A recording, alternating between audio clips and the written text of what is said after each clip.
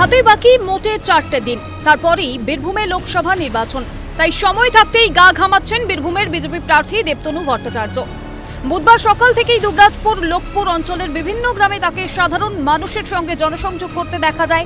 স্থানীয় বিজেপি বিধায়ক অনুপ সাহাকে সঙ্গে নিয়ে প্রচার সারেন দেবতনু ভট্টাচার্য। সাধারণ মানুষের উদ্দেশ্যে সচেতনতার বার্তাও দেন বিজেপি প্রার্থী।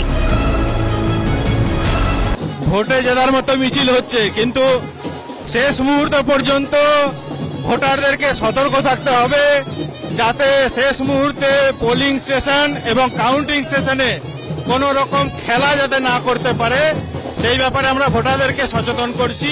জয়লাভ করার ব্যাপারে আমি নিশ্চিত, দাবি করেছেন বীরভূমের বিজেপি প্রার্থী। জয়লাভ করার ব্যাপারে আমি 100% নিশ্চিত। এখানে এখন শেষ দিন পর্যন্ত মাটি কামড়ে পড়ে থাকাটাই একটা বড় চ্যালেঞ্জ। আত্মসন্তুষ্টি যেন না আসে। তৃণমূলও চাইছে শতাব্দী রায় পরাজিত হোক। বিস্ফোরক দুবরাজপুরের বিজেপি বিধায়ক। তৃণমূলও চাইছে যে শতাব্দী রায় হারুক, যে কারণে শতাব্দী রায়, মুখ্যমন্ত্রী অভিষেক ব্যানার্জি, ববি হাকিম, তাদের রাজ্যের আর কোনো লোকসভাতে দেখা যাচ্ছে না। তবে আমরা যেভাবে দেখছি তার প্রচারে যেভাবে মানুষের উৎসাহ, বলাই যেতে পারে যে জেতার ব্যাপারে কিছুটা হলেও এগিয়ে আছে দেবতনু ভট্টাচার্য।